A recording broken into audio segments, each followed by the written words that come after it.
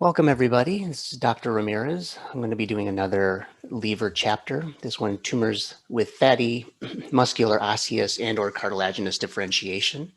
Some of these things are common, some we see quite often, and others are pretty unusual. So we're going to see quite a mixture of common and exotic things. As usual, I'll try to kind of present the most important or salient features to each of these things that try to give you an approach, my approach of how I diagnose these lesions, and I hope it'll be helpful.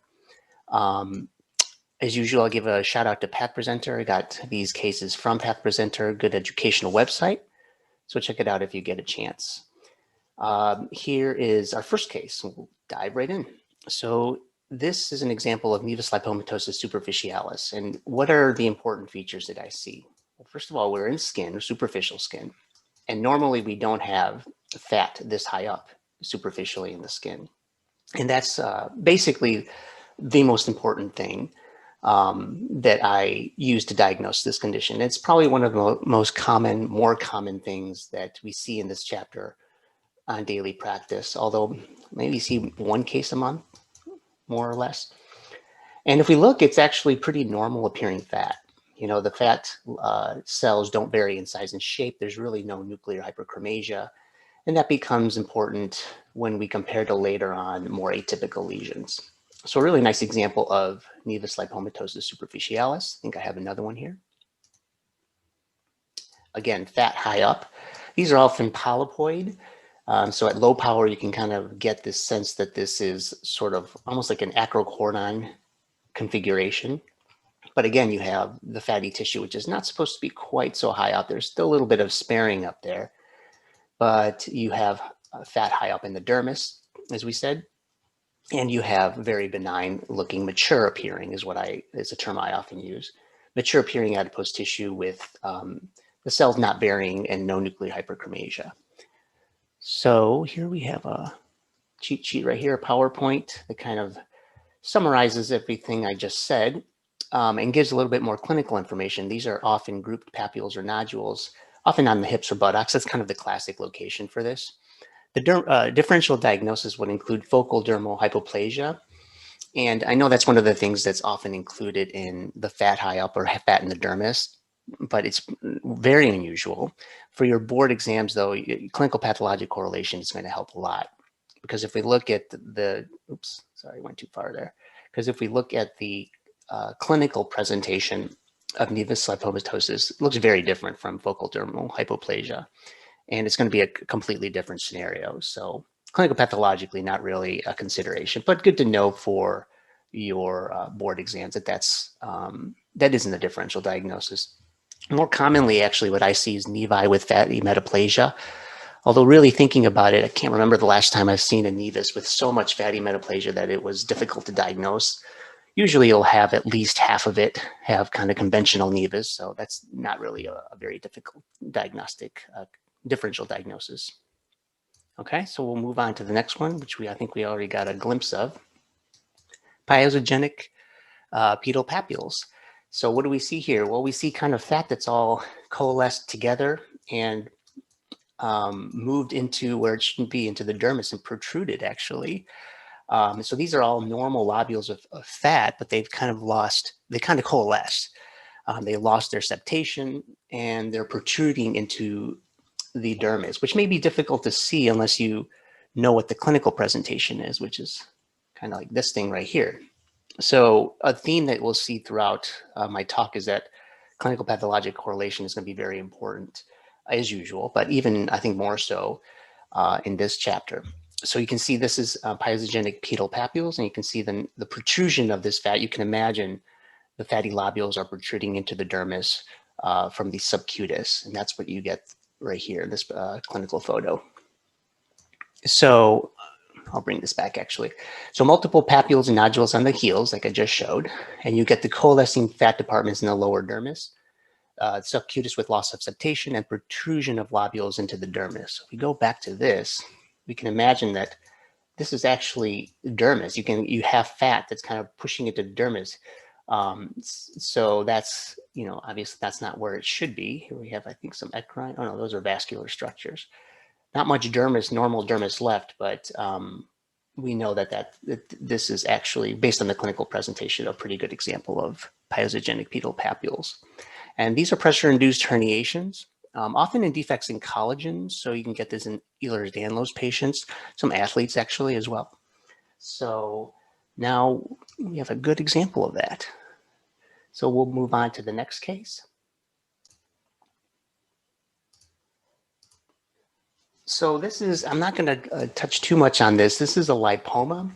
You're going to see so many lipomas when you're doing your rotation that it's going to become routine, almost second nature to you.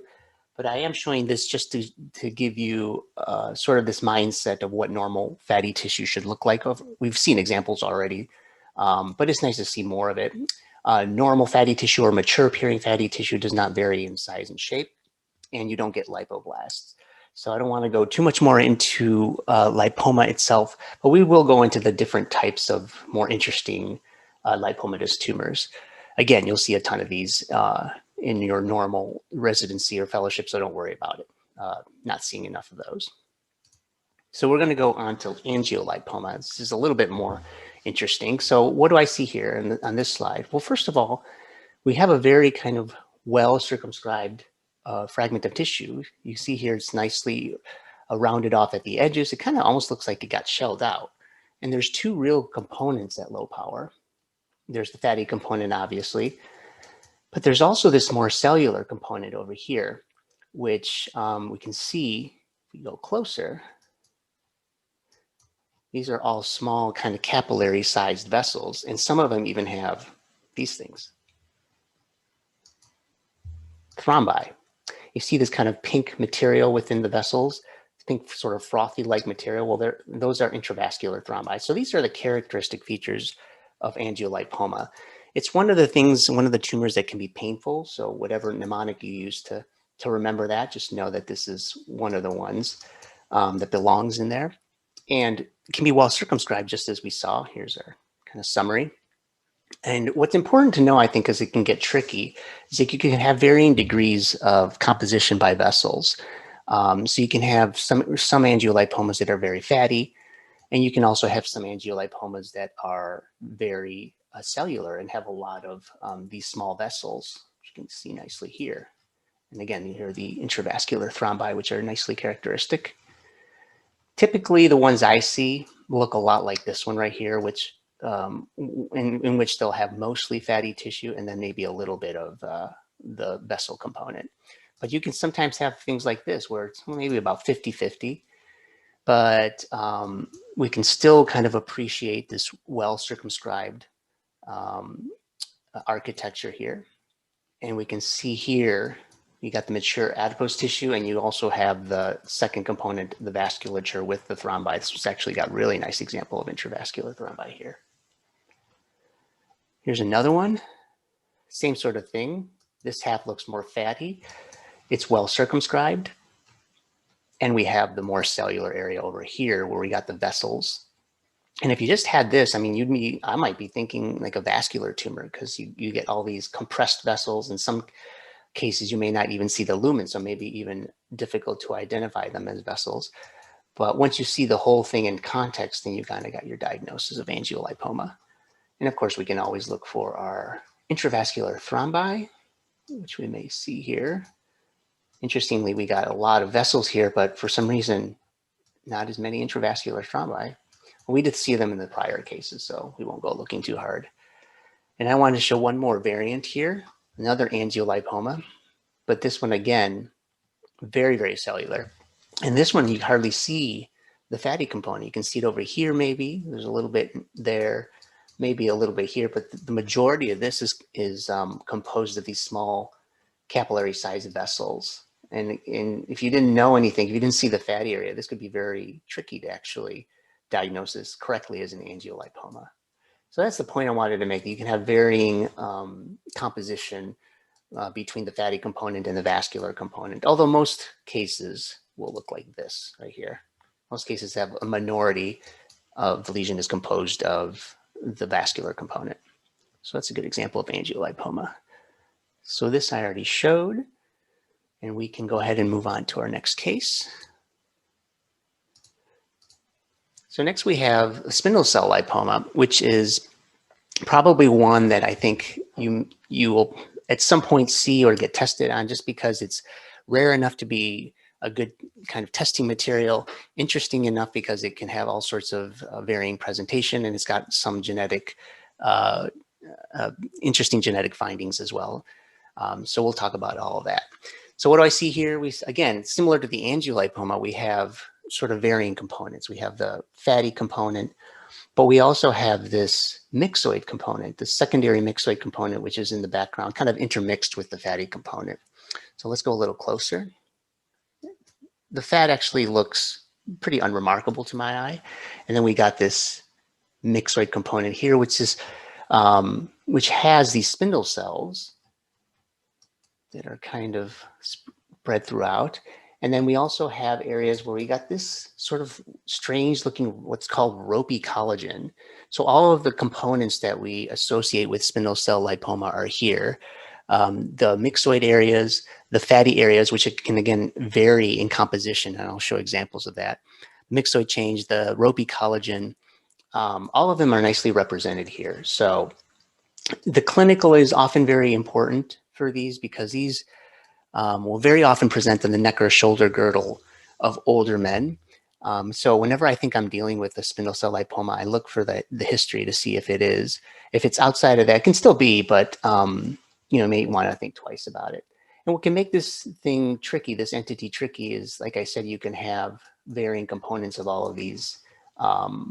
You can have a varying composition of all of these components. Here's a nice example of that ropey collagen right here with the myxoid area, and it's kind of intermixed with this nice fatty component. This is an example, this next one actually, of a pleomorphic lipoma, which is essentially on a spectrum with spindle cell lipoma. So I think of them as the same sort of thing. And I think that's the tendency of what people are starting to think about these things. But we have a nice fatty component, and we have a fibrous component and a myxoid component. You can still see it right here. It slides a little bit darker, so it may be a little bit harder to see the myxoid area, but we do have it. And then within these myxoid or fibrous areas, we get something else. We get these floret giant cells. You can see a nice representation right here of a floret type giant cells. And I always like to see these because I think it makes the diagnosis easier of pleomorphic lipoma. And if you want to sign these out as spindle cell lipoma / pleomorphic lipoma, I think that's fine. So let me show you another one. Here's spindle cell lipoma again, but this one, if I didn't know anything about this and looking at this at low power, I think, well, this is a myxoid tumor. It looks to me like I'd go down the myxoid differential diagnosis of things like myxoid, neurofibroma, or whatnot. But then you look around and you start noticing that there is a little bit of fatty tissue here. So you may have heard of talk of the low fat or fat-free variant of spindle cell lipoma, which I think is a good way of thinking of it, because you don't always get much fatty tissue in some of these spindle cell lipomas, so it can be very easy to miss these or not even think about them. But look at over here in this area, still got that ropey collagen. You still got that other important feature that helps you to diagnose the condition. And again, think about the clinical location, the clinical presentation, because that helps you as well. Here's another one. This one not as myxoidy, much more fibrous looking, a little bit more like that pleomorphic lipoma like we were looking at earlier. And this one has also something else I should mention. If you look at the spindle cell component, in some areas it almost looks like it's palisading. See over here, kind of reminiscent of a neural tumor in this area over here. So that's another thing. That's another important feature of spindle cell lipoma. You can sometimes see these spindle cells that palisade or line up right here, like we're seeing in this field. So let me show you the kind of the cheat sheet right here. So spindle cell lipoma / pleomorphic lipoma, neck and shoulder girdle of older men, usually in the subcutis or sometimes in the dermis. You get the varying degrees of cellularity, as we've talked about. Sometimes you get the palisading, which is what I was just showing. Obviously the myxoid change, the ropey collagen. These can be CD34 positive, although often you don't need immunohistochemistry to make a diagnosis. We talked about the floret giant cells. And the big thing from the cytogenetic point of view, you get chromosome 13 or 16 losses, which can involve the retinoblastoma gene on 13. So that's one a good piece of information. You may see that on your board exams. One more example here I wanted to show. This is the fat-free variant that I was talking about earlier. And this can be pretty tricky because you don't really even see fat. So you may not really start thinking about spindle cell lipoma, but you can see myxoid areas. You can see a lot of that ropey collagen. In fact, most of this is kind of made up of that ropey collagen. Here's the myxoid area with a hint of that sort of palisading that we were talking about earlier. So another variant, or the fat-free or low-fat variant of spindle cell lipoma. Here's some fat kind of intermingled there, but not a lot. There's another example. I won't spend too much time on this one. This is sort of more the classic example of spindle cell lipoma, where you get the fatty component, you get more of this myxoid area, and a nice example right here of that palisading. You can see it very nicely represented right here. And yet one more variant. And again, these tend to arise in the subcutis, sometimes in the dermis though. This one right here looks like it's in the subcutis. You can see sort of normal subcutaneous tissue here. And here's a beautiful example of palisading right here, probably some of the best I've seen in a while. Again, if you saw that, you might think of a neural tumor, schwannoma, or something in that kind of a category. But then you see the other components throughout, and you know that you're dealing with spindle cell lipoma. All right, so we'll go on. Next case is, oops, we'll have to restart this. Sorry about that, I had to restart my session, but we're back in action. So now we're talking about hibernoma. And this is another one that's pretty unusual in the skin. So what do we see here? Normal looking fat. Areas like this, which kind of look like just normal looking mature adipose tissue, but intermixed with that, we have areas like this, which if we go closer, a few different types of cells, the mature adipose tissue over here. And then we have this very characteristic kind of fat that has all this bubbly cytoplasm. And then intermixed with that, we have this more granular appearing, like almost like granular cell tumor appearing cells over here. So hibernoma is, like I said, rare in the skin, but it's derived from brown fat, often seen in young adults, maybe thigh, shoulder, back, neck. Let me show you this. Usually asymptomatic, and the most characteristic thing is this lobular pattern where you get this, which is composed by mature fat, vacuolated cells, and granular cells, which again seem to be a theme, but they can vary in composition. So you may see more of one versus the other depending on the case. If you want to do some fat stains, you can do Sudan black or oil red O, although probably in practice not all that often used. It seems to be more of an academic thing, but it does help to identify fat. And you can see how if you have a lot of these granular cells, the differential diagnosis can include granular cell tumor. If we go back to this, you look in an area where there's more like these types of cells, and this would be very difficult, I think, if the majority of the lesion were composed of that, to distinguish from granular cell tumor. And we can actually look at another case here. This one, another hibernoma, but having a little bit more of the granular composition. We can go closer right here. The multivacuolated cells here, and then these much more granular type cells appearing much more like a granular cell tumor right there. So you can imagine that would be difficult differential diagnosis. Although because this is such a rare thing, you know, it may not be something that you immediately think about if you see a granular cell tumor or something that looks like a granular cell tumor. You think more granular cell tumor versus thinking hibernoma. But important to keep that in mind. Here's another area where you have that granular cell appearance. These multivacuolated cells are the ones that I think are the most helpful ones because they're just so characteristic, I think, of hibernoma. And that's really why, because of those characteristic cells, it might be something that you see on your exams or get tested about. Because once you see that, it's pretty good to make a diagnosis. And don't forget also that if you wanted to do immunostaining, you could do S100, which is positive in granular cell tumor, and would be helpful for that. Okay, so we can move on to our next case. So this is one where I think the clinical would help. This is lipoblastoma. And this is a tumor really involving children, infants, younger than 3 years old. So what do we see here? So we see a lobulated tumor. We see septae that are kind of separating the lobules, maybe over in this area here.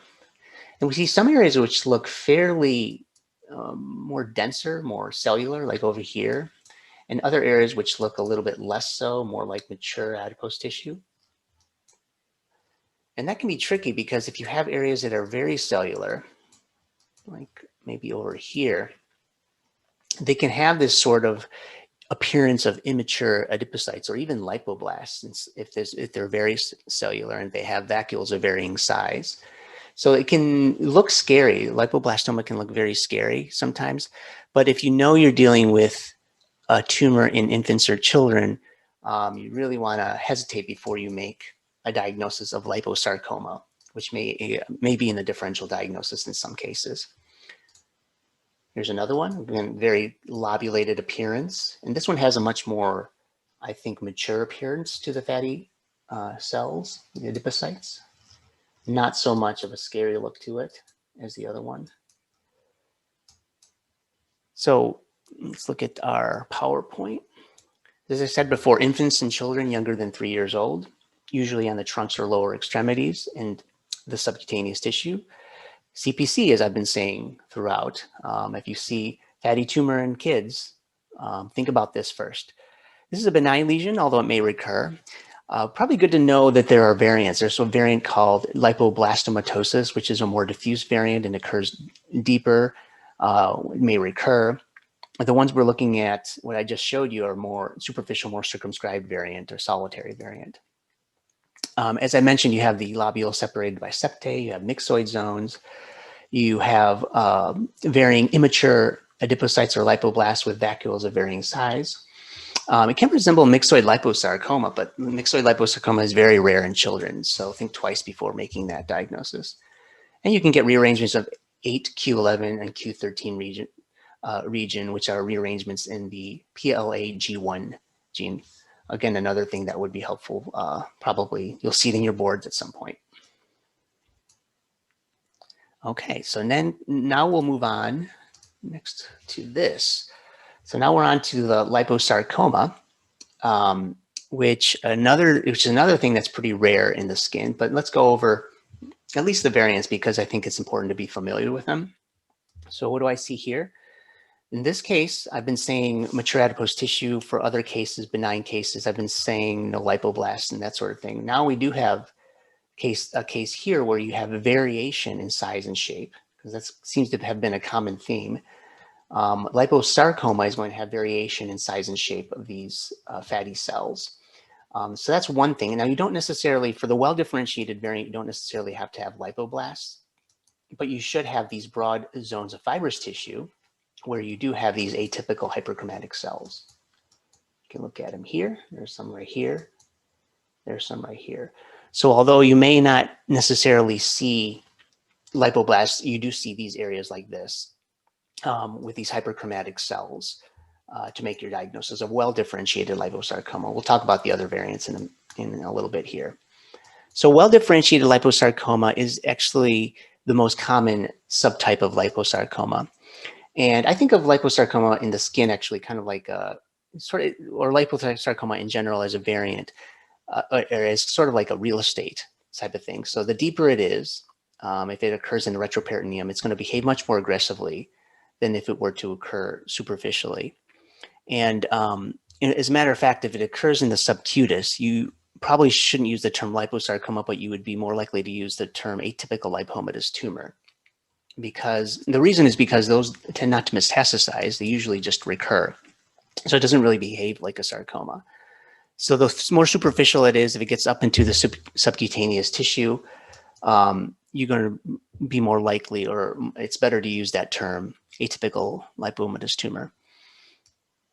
So here's what I was just saying. First, an overview of liposarcoma, which is rare in the skin, usually deep-seated. So these are deep-seated lesions. They tend to be unusual in the skin unless they're pushing up, or maybe if they occur in the subcutis. But usually they're based in the fascia. On average, for well-differentiated liposarcoma, the average age is about 50 years. For myxoid liposarcoma, it's usually younger. So that's a good thing to know. And these usually recur, rarely metastasize if they're based in the subcutis. And these are the other things I've mentioned. The atypical lipomatous tumor, make sure you're familiar with that term, because that's in the context of skin, if you have a liposarc, that's what a liposarcomatous lesion, that's the term you're going to be using. So you get these hyperchromatic spindle cells, you don't need lipoblasts. And then there's a phenomenon called dedifferentiation, which I have an example here. So if we look at this image right here of this well-differentiated liposarc, and then we go to this slide, you can see the same thing happening over here. Fat cells varying in size and shape, the fibrous tissue with these atypical hyperchromatic cells. And then we see this sharp transition to this more cellular area, almost like a fibrosarcomatous area, very, very cellular, very sarcoma in appearance. And as a matter of fact, if you just had this zone right here, you'd be at sarcoma of some kind. I wouldn't be able to tell you what kind of sarcoma it is. So the context of what this is occurring in, that helps us make the diagnosis. And that's called dedifferentiation. It's important to recognize that because you can have higher rates of recurrence or metastases. You can, and as I said before, you have this abrupt interface between the well-differentiated liposarc area and then the dedifferentiated area, nicely represented right here. Good sharp interface. And then often you have this fibrosarcomatous look to it. It's interestingly though, even though you have this fibrosarcomatous look and high-grade look, dedifferentiation is actually less aggressive compared to other high-grade sarcomas. So it's kind of an interesting fact. And those areas will usually lack lipoblasts and sometimes have heterologous components as well. Genetics is important in liposarc and well-differentiated. You get the ring chromosome, the long arm of 12 is amplified, or has amplification of the MDM2 and CDK4 genes. And you can either do IHC or FISH to look for that. And differential diagnosis includes things we've already talked about. So that's well-differentiated liposarcoma. We can go on now to the myxoid variant. Another thing that's very rare in the skin, liposarc in general, rare in the skin. Same applies for the myxoid variant. So here we have skin actually. I think we have some attenuated epidermis there, a little bit of fibrous tissue, and this large nodular lesion in the skin. So I look at this and I think, well, there's a few components here. There's a myxoid area here. And then we have this very characteristic pattern, delicate branching pattern of vasculature, sometimes referred to as the chicken wire pattern, if that's what you like. Very thin, delicate vessels that are branching, and very helpful for making this diagnosis. And then thirdly, we have these adipocytes, which are not overtly atypical, but still strange looking. They have this signet ring-like morphology. So you can see they're mostly uniloculated and have this nuclei that's pushed to the side here and gives it this signet ring appearance. Another very good representation right there. So these three components give you the myxoid variant of liposarcoma. And this one, we often have uniform cells.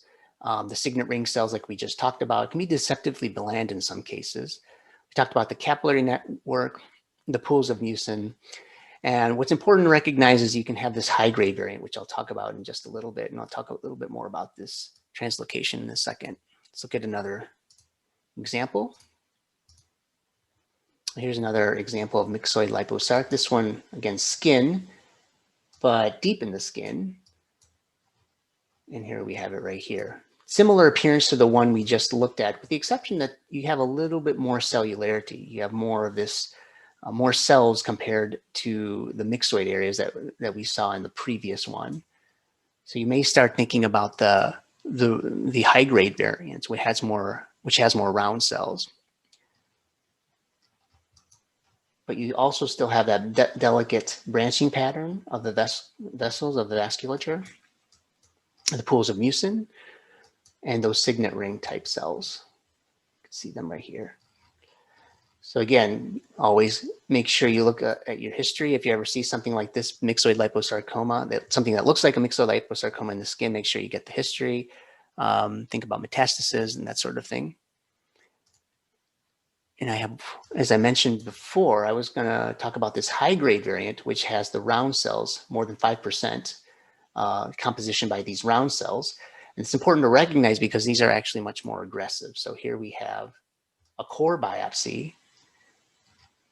And here we have those round cells, just like we were talking about. Most of this core biopsy is composed of these very uniform but very dense round cell.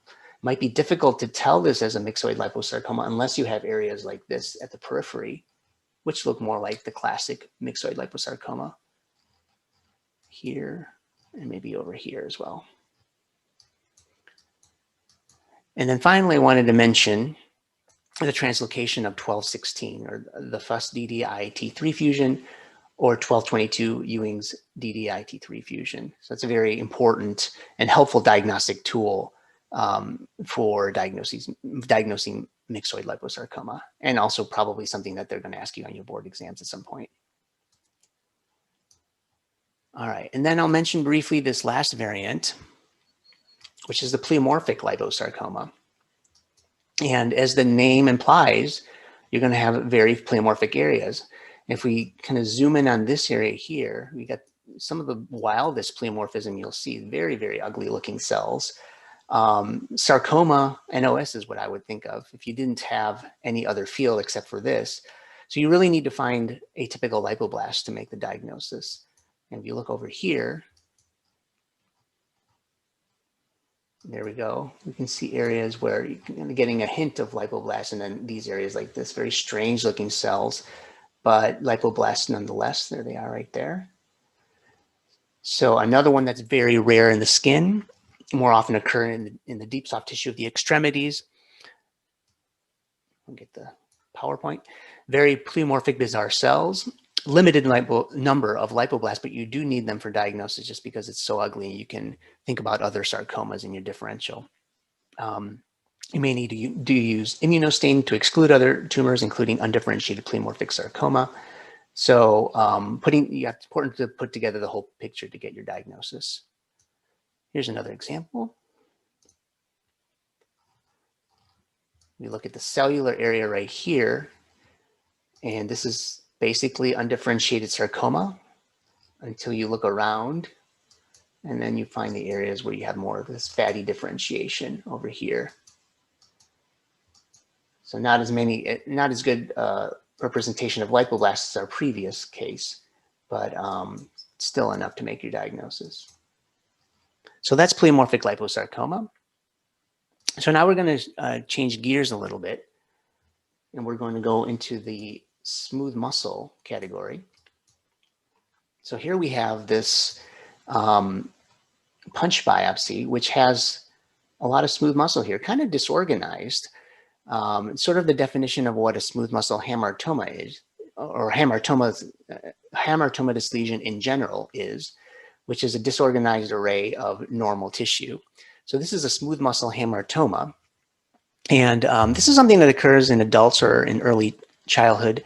Clinically, it can be helpful because it presents as a patch, usually several centimeters, sometimes on the extremities and trunk, sometimes on the face. You can see right here.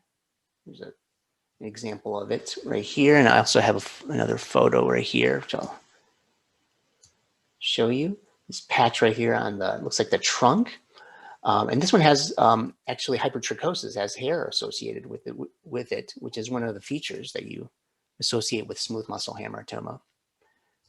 So what makes it a hamartoma, as I said before, is this disorganized tissue. It's not a well-circumscribed proliferation like what you would see in a tumor, like a leiomyoma, which we'll get to a little bit. It's sort of these haphazardly arranged, but normal appearing smooth muscle fibers. So if we look closer, these are indeed normal looking smooth muscle fibers. They have the pink or deeply eosinophilic cytoplasm. They have the cigar-shaped nuclei. They don't have any atypia or pleomorphism. And they just kind of look like they've been thrown all over the place. So that's the definition of a hamartoma. And in this case, smooth muscle hamartoma. These are some of the features I've already talked about. So you can have hyperpigmentation, you can have hypertrichosis. And there's a question of whether or not that's associated with a Becker's nevus, which is essentially the same sort of a thing. So just keep that in mind because it helps you remember Becker's nevus as well, which is another hamartomatous process. So as I said, you have fascicles of smooth muscle throughout the dermis, random orientation, and it's not well defined like a pilar leiomyoma, which is actually what we are going to talk about next. We'll go right into it actually. So look at the difference here. We have a biopsy of this papular nodule, and we can see how it's growing like a neoplastic process, this nodular growth. And at low power, it has that very characteristic red or eosinophilic look to it. Whenever I see something like this at low power, and it has that really red or eosinophilic look, I'm thinking it's probably going to be something that's smooth muscle. And in fact, if you go to high power, you can see that you do have these kind of intersecting fascicles here, these broad intersecting fascicle composed of these cells, which have the centrally placed cigar-shaped nuclei and that very, very red cytoplasm. It's so characteristic of leiomyoma in general, and here in piloleiomyoma. Looking at the cytology of these things, there's no atypia, there's no pleomorphism, no mitotic activity, all things that you would think about bumping it up to atypical, which we'll talk about in a little bit. Very, very eosinophilic cytoplasm. Nice representation of that cigar-shaped nuclei, which is kind of a very famous way of describing smooth muscle. So let's look at our PowerPoint here. So you can have solitary or multiple lesions. It originates from the pilar smooth muscle, thus the name piloleiomyoma. Trunk and extremities, another painful lesion, like angioleiomyoma that we were talking about earlier in another talk actually, or angiolipoma as well, both of those painful.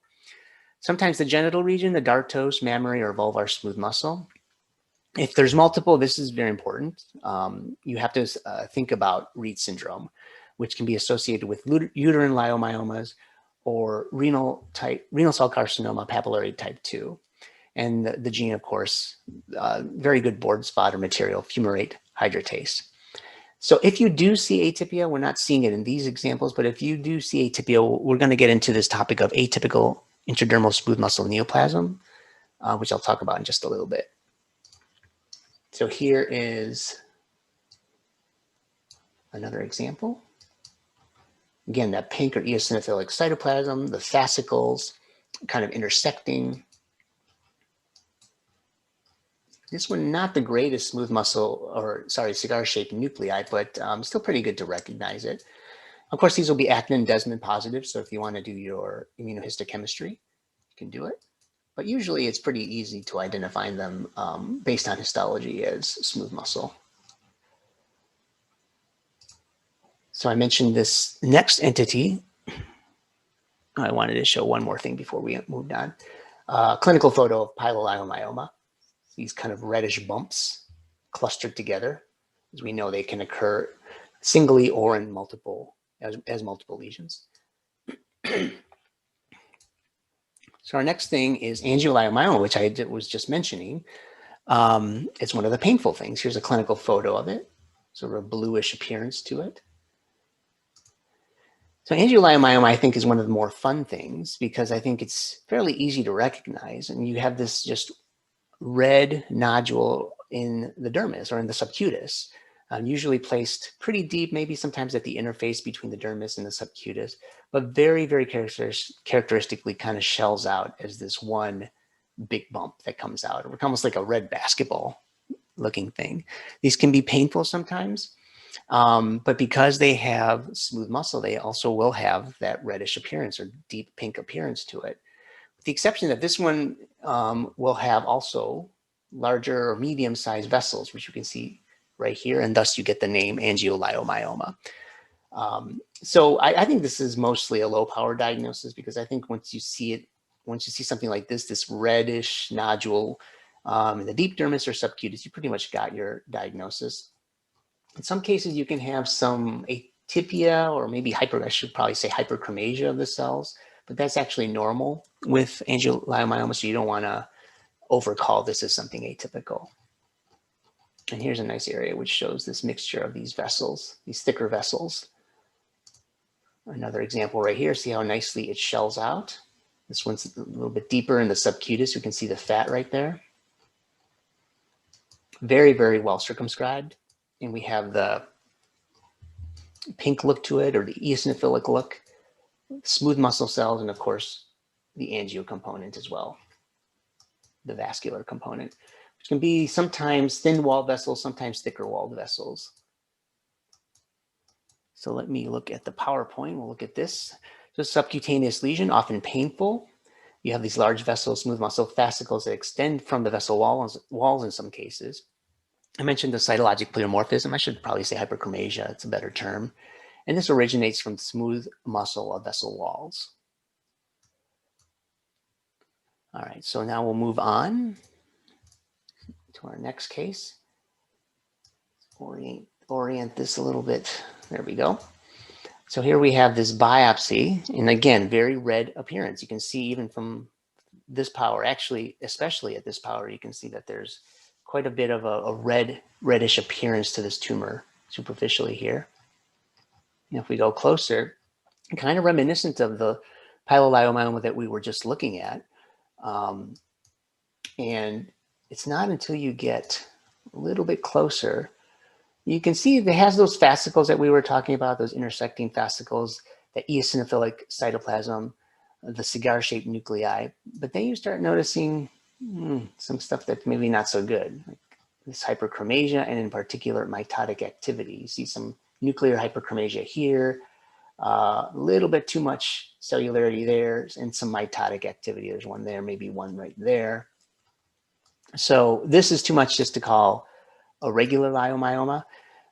So we would be calling this, because it's centered in the upper dermis, we would want to call this atypical smooth muscle, intradermal smooth muscle neoplasm. So I mentioned this earlier under the context of piloleiomyoma.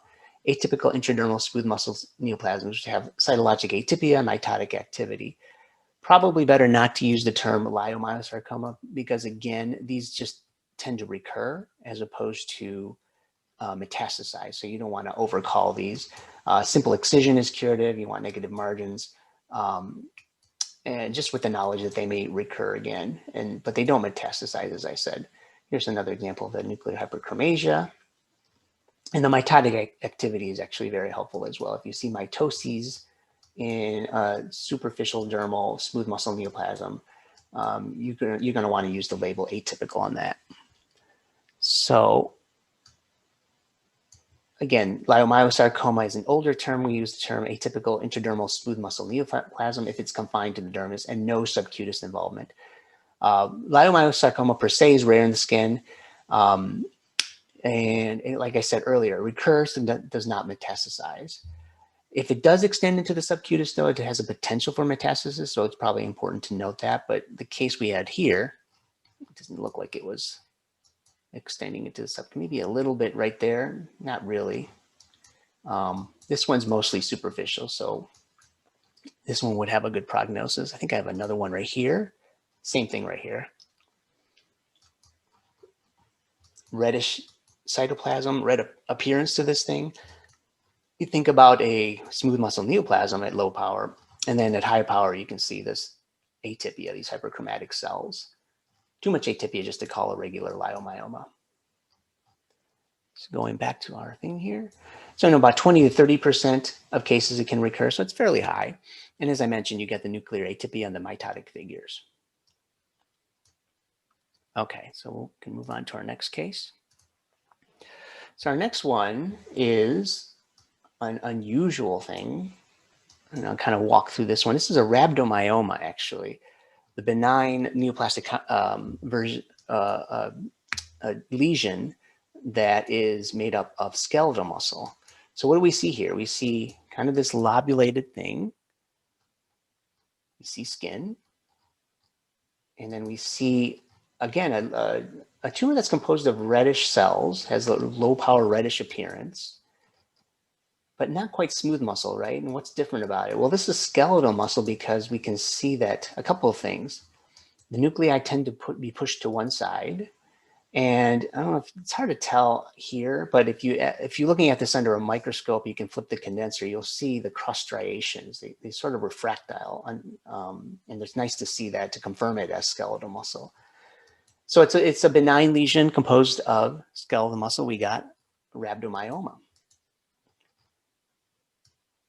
So rhabdomyoma is very rare. You have the cardiac and extracardiac types. And the extracardiac types are divided into adult and fetal types, usually occurring on the head and neck or in the genital area. You have multilobular appearance, epithelioid cells with eosinophilic cytoplasm, very nicely represented here. And that is eccentrically placed nuclei and maybe a hint of striations throughout here. Differential diagnosis can include granular cell tumor, hibernoma in some cases. We'll get to that in a minute. I think I have another example. Yeah, we do. This one has a better example of that multilobulation. You can see we got a punch biopsy here and that multilobular appearance to it. And just because it's so rare, my take on this would be I wouldn't think of rhabdomyoma at low power first, again, because it's such a rare tumor. But then you go closer and you can say, hey, these really are skeletal muscles. They got the eccentrically placed nuclei, they got that striation, the deeply eosinophilic cytoplasm. And again, if you had your condenser, you're looking at this under a microscope, you can flip it and see those striations a little bit more easily. So a nice example of rhabdomyoma. I think I have one more example. In some cases, I think here, we talked about the cross striation, spider cells for rhabdomyoma. What are those? Well, those are these things over here. I believe this may have been a cardiac rhabdomyoma, but I think it had a nice example of these spider cells, and pretty apt name. You can see these cells look like they're falling apart and they have these cytoplasm that kind of clings to the periphery and gives it a very arachnid look to it. So a very spidery kind of look to it right here as well. So you saw the previous examples I showed didn't have that. So you don't always see that, but it is nice to see it. Here's a good example over here. Spider cells. So to finish off, we can talk about immunostaining. These can have desmin, myoglobin, actin and myosin positivity. And as I talked about earlier, you can have a differential diagnosis including granular cell tumors or hibernomas. Okay, now we're going into the malignant counterpart. Skeletal muscle when it goes bad. This is an example of embryonal rhabdomyosarcoma. So rhabdomyosarcoma, I just wanted to talk about in the context of embryonal and alveolar subtypes. These are subtypes that tend to occur in younger patients or children. And the reason I wanted to talk about them together, well, again, very rare. That's number one.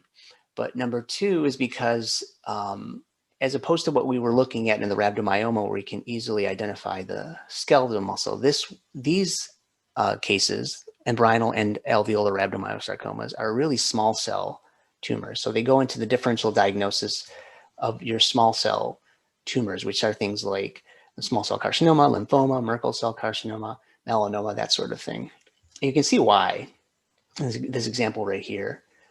I mean, it's hard to look at this and say, oh, there's any kind of skeletal muscle differentiation here. These are just undifferentiated small round cells. You go from field to field, and that's all they look like. You can look at another example. Same sort of thing. Very small cells. This one's maybe a little bit more pleomorphic, but not really identifiable as skeletal muscle. So you need your ancillary studies, you need your CPC. Here's the alveolar variant. Cytomorphologically, same sort of thing. Small cells, undifferentiated cells. As the name implies for the alveolar variant, though, you can have areas that look like alveoli. In other words, they kind of fall apart. They look like lung alveoli. So areas like this, where they sort of have this falling apart look to them. Here's another example of alveolar. Small blue cells, once again. And you may have some areas where it looks like kind of cracking apart. That's the alveolar pattern. but difficult if you don't see that or if you don't have the full history to make any kind of a more specific diagnosis. So that was the point of that. For rhabdomyosarcoma, think small round cells, small blue cells. The alveolar pattern can have that fibroseptide that separate them and an alveolar look where they kind of fall apart. You have this important translocation in alveolar, the 213 or the 113 translocation, which results in PAX3 or PAX7 and FOXO1 fusion. So that's kind of Board's material right there. You may need your stain. You may need myogenin, MyoD1, actin desmin. And important to remember, you can have rhabdomyosarcoma differentiation in other tumors such as MPNST or melanoma. So I wanted to mention also this pleomorphic variant here. Look at it here, which, as the name implies, is going to be just very ugly, undifferentiated cells. So this one, you definitely need a little bit more work if you don't see any clear skeletal muscle differentiation. Very, very ugly, very pleomorphic cells, especially in comparison to the embryonal or alveolar, where they were much more small, round, and uniform. So these can be difficult, and rhabdomyosarcoma in general is very rare in the skin, although it is the most common soft tissue sarcoma in children, particular intramuscular locations or in genitourinary location. But in the skin, head and neck, if you do see it, extremities and trunk, but very rare. Okay, so we can move on. Another rare thing that we're going to be looking at here. So this is extrarenal rhabdoid tumor. It's kind of got a confusing name because you hear rhabdoid and you think smooth muscle, but it's more of the appearance of these cells that give it the name rhabdoid. So approaching this slide, very, very ugly epithelioid cells, I think.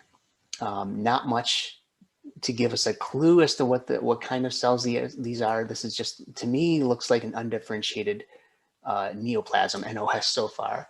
You may start to see areas where you sort of have that rhabdoid look to these cells where the nuclei are kind of pushed off to one side with eosinophilic cytoplasm.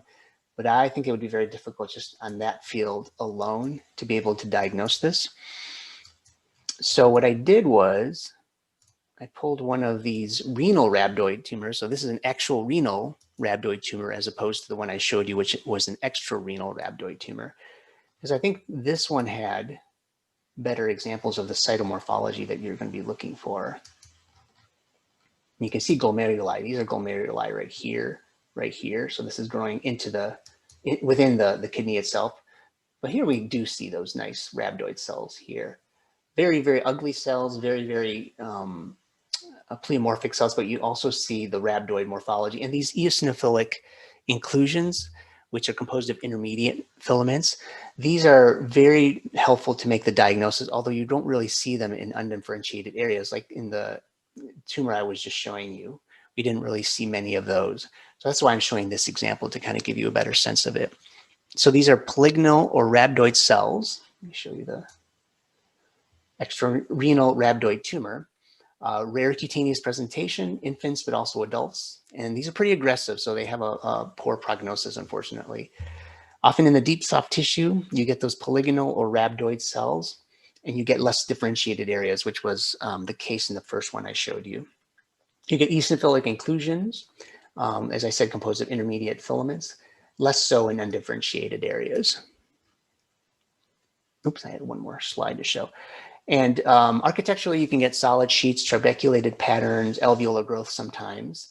It's going to have a broad differential diagnosis, so you may need to use the full clinical picture, maybe some immunostaining, although immunostaining shows variable positivity for epithelioid markers, including bimentin, keratin, EMA. On this one, I think we should stress because it's good board material. You get this loss of INI1. You get rearrangements of 22q11.2, resulting in homozygous inactivation of SMARCB1, or that's what corresponds to the loss of INI1. So you can do immunohistochemistry showing that. And that's very, very helpful to make your diagnosis. So it's good to keep that in mind. Okay, I think that was the last rhabdoid tumor. So we can change gears now and talk a little bit about ossification in the skin. So this, as opposed to the last few cases I show, is a little bit more common. We do see this every once in a while in the skin. Not quite as exotic. This is osteoma cutis right here. So how do we know it's osteoid? Well, we can see it right here. It's got this one actually hasn't been too decalcified, so we see still calcium on there, but we also see the osteoid in the background. That's the eosinophilic material that we're seeing in the background. And if you were to decal this, actually, it would look more like this. This is bone right here in the skin. It's got a very characteristic look. Once you've seen a few of these, it's very easy to recognize bone. And in particular, I want to point out this is normal bone because we're going to be looking at abnormal bone in a little bit. And it's nice to have a comparison of what the normal is supposed to look like. So let's go back to this one. So this is osteoma cutis.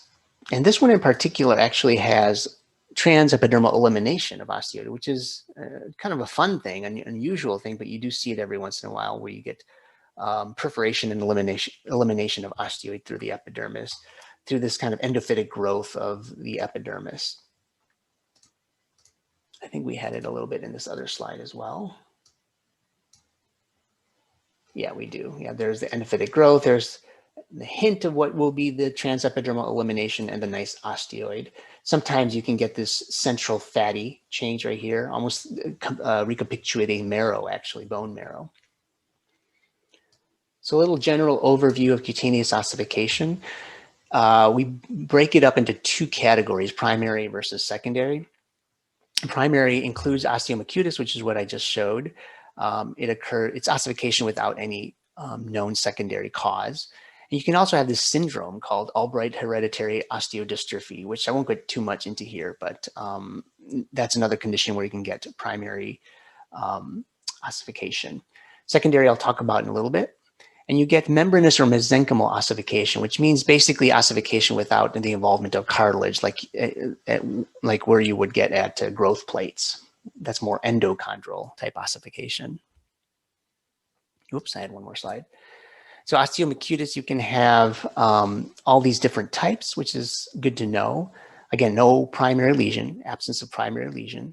And the ossification is derived from fibroblasts, or like I said before, mesenchymal type ossification. So you can have types that include widespread osteoma since birth or early life, single large plaque-like lesion since birth, single osteoma later in life, and multiple miliary osteomas of the face. What I've seen most commonly is a single osteoma later in life.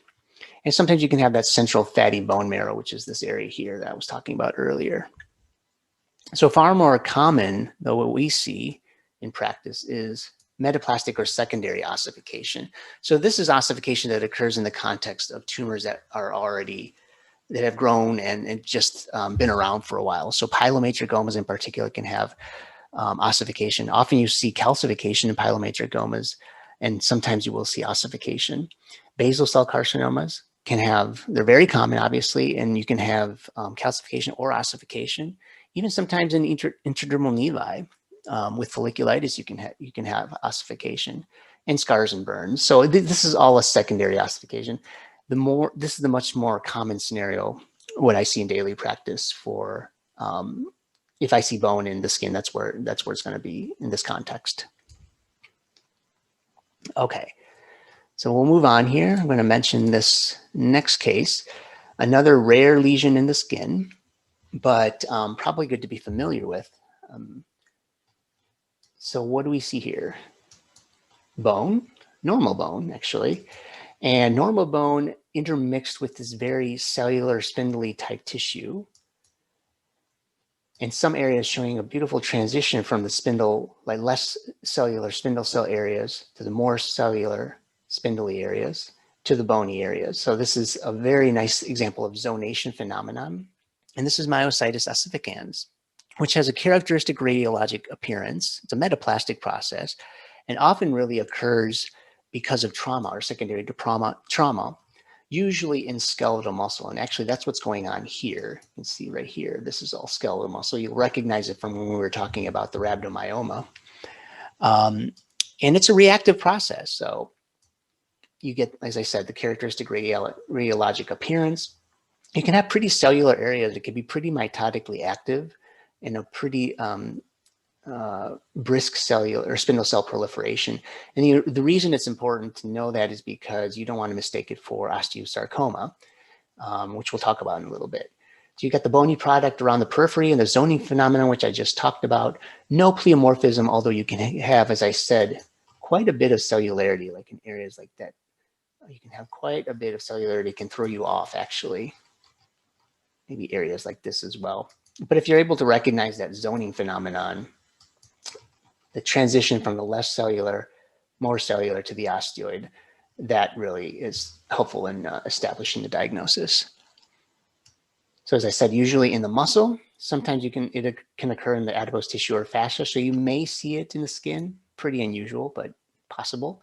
No abnormal mitoses or pleomorphism, though, to distinguish it from osteosarcoma. Okay, so we'll move on to our next one.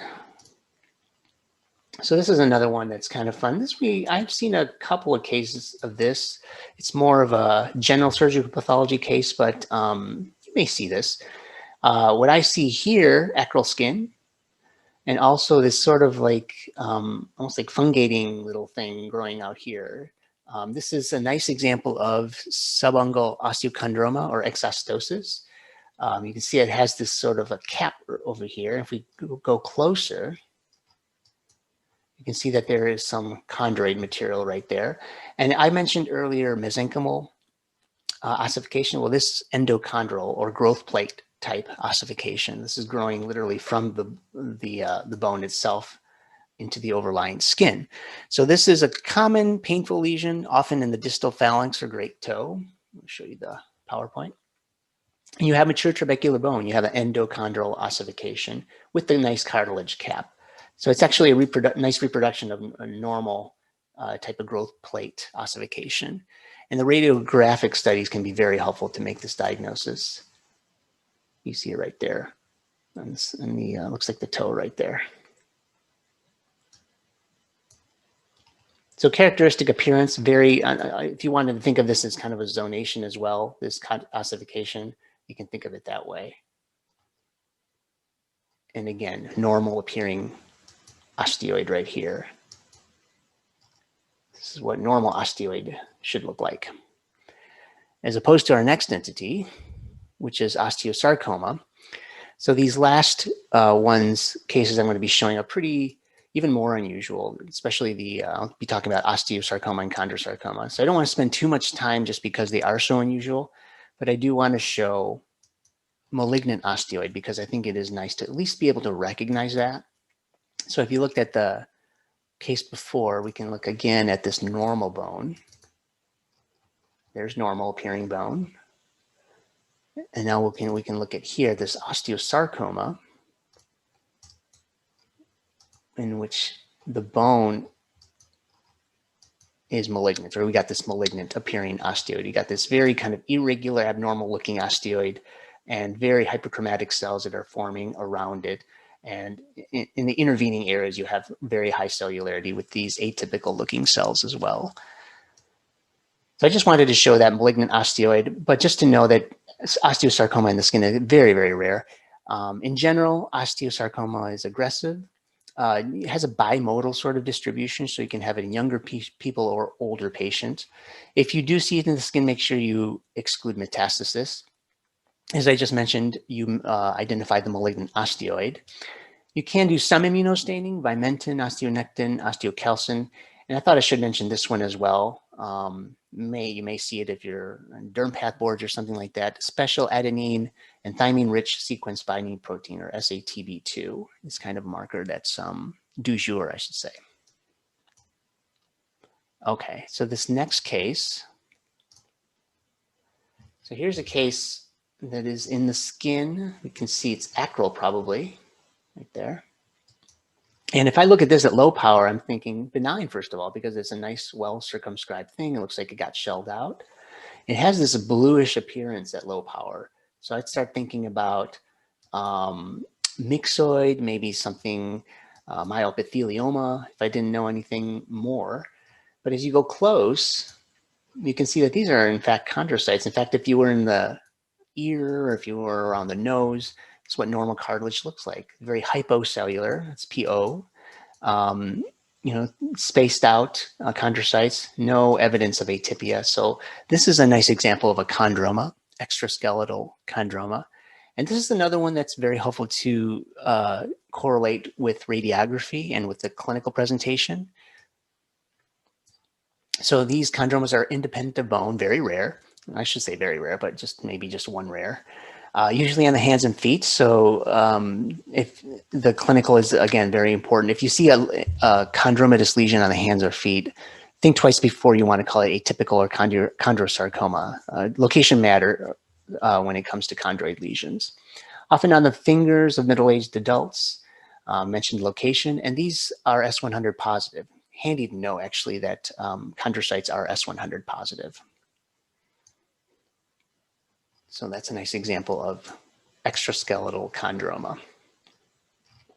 And again, you can really tell just from the low power how benign this thing is, just because of the way it kind of shells out.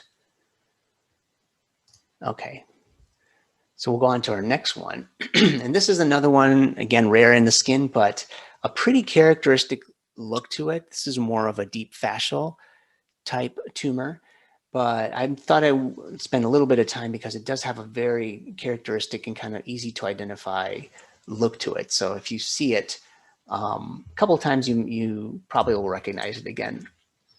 So what is that look? Well, we have two things going on here. We got the fibrous tissue right here, and then we got these islands of mature, or islands of sort of chondroid look to them, some of which are calcifying.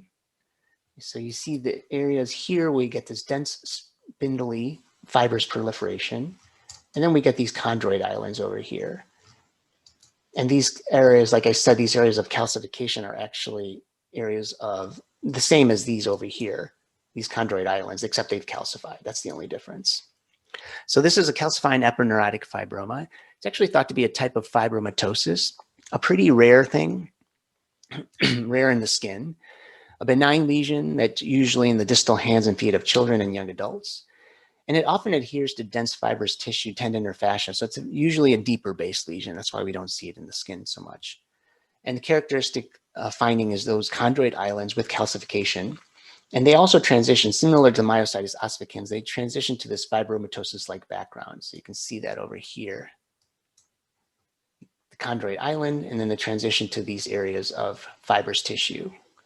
And the fibrous tissue can actually be pretty dense. It can be pretty cellular. So you don't want to look too close at this. You might overcall it as being something atypical. I think I have another example here. Again, at low power, this is one of these low power diagnoses. We're pretty deep. Here we have, looks like some adipose tissue.